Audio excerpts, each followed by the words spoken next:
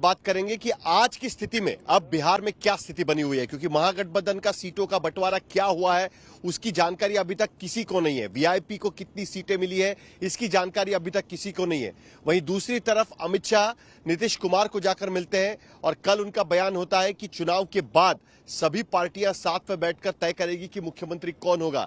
इस पर भी बातचीत होगी। हमारे साथ में मेरे साथ में दो वरिष्ठ सहयोगी मेरे जुड़े हुए, रोहित सिंह बिहार के हमारे ब्यूरो चीफ, वो इस वक्त मेरे साथ में, और उसके साथ साथ सुजीत झा मेरे वरिष्ठ सहयोगी, वो भी उनसे भी मैं बात करूंगा। लेकिन रोहित, आज की स्थिति में महागठबंधन में कौन सी पार्टी कितनी सीटें लड़ेगी, क्या फाइनल हो चुका है?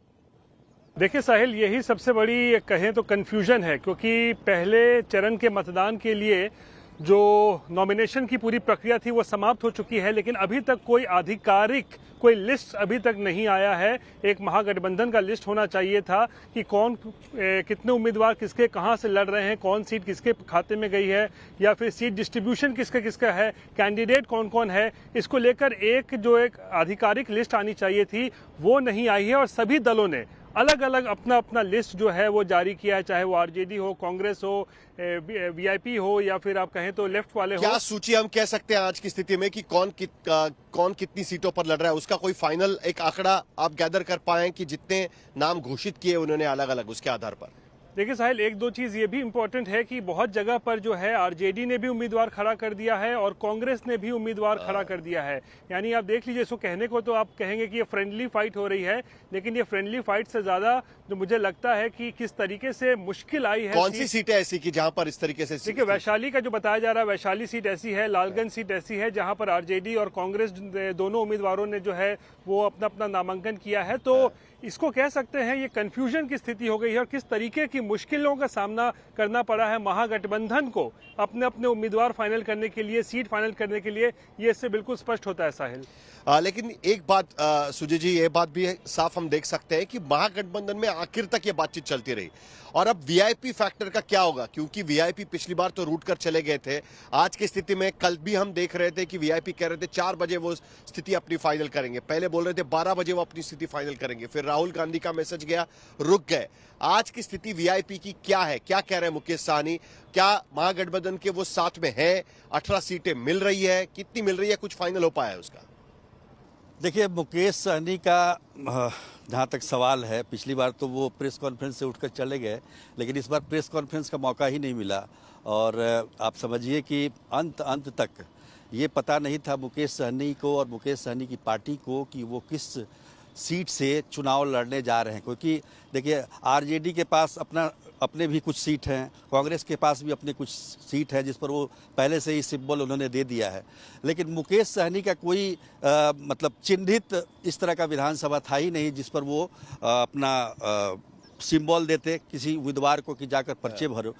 पर आज मुझे लगता है कि सुबह 3 बजे कई विधानसभा में जिसका पहले चरण में मतदान है उसका सिंबल मुकेश सहनी ने दिया है। पूरे रात भर एक्सरसाइज करने के बाद उम्मीदवार को बुलाकर फिर उनको भेजा गया।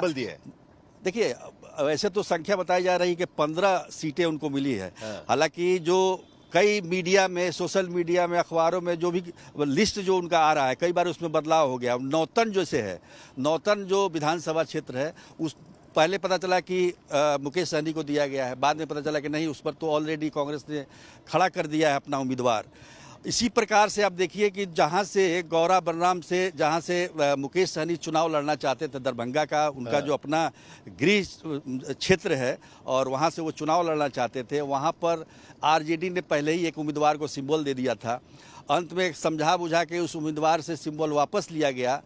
और आज जब मुकेश सहनी गए वहाँ पर नामांकन करने, ऐसा लगा कि मुकेश सहनी नामांकन करेंगे, लेकिन उन्होंने ऐन वक्त पर अपने भाई का नामांकन करा दिया। तो मुकेश सहनी ने नामांकन नहीं किया, अपने भाई संतोष सहनी का उन्होंने नामांकन करा दिया। और एक और बात, खास बात इसमें यह है कि आरजेडी ने जिसको सिंबल दिया था वो जो है बागी के रूप में खड़ा हो गया और निर्दलीय के रूप में। तो इस तरह से कई ऐसे सीट है जहां पर इस तरह के दृश्य आपको देखने को मिले। चलिए, हम एनडीए पर आएंगे, लेकिन रोहित, जल्दी से मुझे एक बात आपसे भी जाननी है कि क्या हम ये कह सकते हैं कि आज की स्थिति में महागठबंधन में कुछ फ्रेंडली फाइट्स भी दिखाई देगी।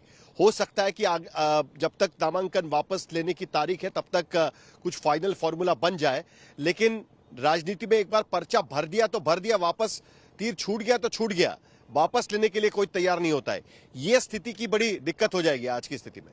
बिल्कुल, देखिए जब एक ही सीट पर जो दो अगर प्रत्याशी मैदान में उतर जाते हैं दो उसी दल से जो कि अलायंस में है, तो जाहिर सी बात है पता चलता है कि कितना अविश्वास है एक दूसरे में। जैसा मैं बता रहा था, वैशाली हो लालगंज हो, वहां से कांग्रेस भी वो सीट छोड़ने को तैयार नहीं है, आरजेडी भी वो सीट छोड़ने को तैयार नहीं है, इसलिए वहां से दोनों ने पर्चा अपना अपना भर दिया है। और ये दिखाता है कि किस तरीके से और विश्वास की जो है वो कमी रही है और कोई एक दूसरे को जो है मानने को तैयार नहीं है, एक दूसरे की बात मानने को तैयार नहीं है। क्या फ्रेंडली फाइट्स हो सकती है महागठबंधन के बीच में? बिल्कुल, अगर देखिए अगर किसी भी एक दल के प्रत्याशी ने अगर अपना नाम वापस नहीं लिया निर्धारित तारीख तक, लेकिन क्या कांग्रेस आरजेडी इस पर विचार कर रही है कि फ्रेंडली फाइट्स करनी पड़े तो करनी पड़ेगी हमें?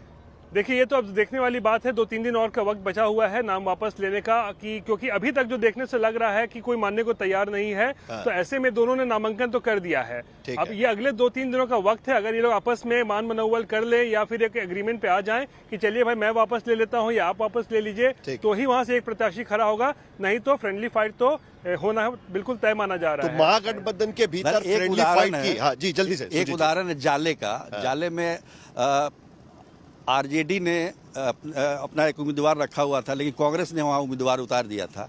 लेकिन अंत में तय हुआ कि जो कांग्रेस का उम्मीदवार है, जो आरजेडी का उम्मीदवार है, वो कांग्रेस की टिकट पर चुनाव लड़ेगा। तो इस तरह से भी मतलब सेटलमेंट करने की कोशिश हो रही है। ये भी बड़ा दिलचस्प है, एक दूसरे को उम्मीदवारी देने की कोशिश चल रही है, कई उदाहरण उसको लेकर आ रहे हैं। लेकिन क्या फ्रेंडली फाइट्स होंगी, ये भी सवाल रहता है। लेकिन उसके साथ साथ आज की सबसे ताकतवर तस्वीर अगर हम देखें बिहार की राजनीति में, तो अमित शाह का नीतीश कुमार को मिलने जाना। अब तक नीतीश कुमार कब बाहर निकलेंगे, हम बार बार ये पूछ भी रहे थे कि नीतीश कुमार क्या दिखाई देंगे, क्या हम मिल सकते हैं। संजय झा कह रहे थे कि हाँ बिल्कुल आप मिल सकते हैं, प्रचार के लिए भी वो निकलेंगे। लेकिन अमित शाह की मुलाकात नीतीश कुमार से, और वो भी उसके बाद जब अमित शाह ने कहा कि चुनाव के बाद सभी दल बैठेंगे और तय करेंगे मुख्यमंत्री किसका होगा। सुजीत झा, वो तस्वीर क्या कहती है आज की, जिसमें नीतीश कुमार पहली बार इस पूरे झंझट के भीतर कि जब एनडीए के भीतर भी चल रहा था कि कौन कितनी सीटें लड़ेगा, पहली बार दिखाई दिया है, और वो भी अमित शाह के साथ में। देखिए, अब जो तस्वीरें दिख रही थी और मीडिया को तो इजाज़त नहीं थी, तो तस्वीरों में काफ़ी मुस्कुरा रहे थे नीतीश कुमार। मुस्कुराते हुए उनका स्वागत किया उन्होंने।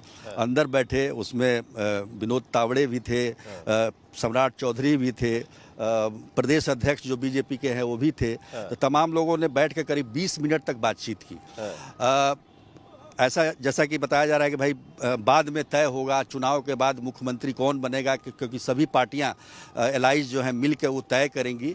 ये बात शुरू से ही यहाँ पर चली आ रही है और कई बार इसको स्थिति स्पष्ट करने के लिए बात कही गई। अब देखिए, सबसे बड़ी बात क्या है कि अभी तो चुनाव हुआ नहीं है। चुनाव में एनडीए को बहुमत आएगा, उसके बाद ही कोई मुख्यमंत्री बन पाएगा। ये भी देखना होगा हमें, दूसरे को ये भी नहीं देखना है कि महागठबंधन नहीं जीत सकता है। तो ये एक पहला सवाल है। दूसरा ये है कि ये एक प्रक्रिया है जिसके बारे में बताया जा रहा है, एक संवैधानिक प्रक्रिया है कि विधायक दल ही विधायक का अपने नेता चुनता है, अपना वही मुख्यमंत्री होता है। तो ये एक प्रक्रिया है।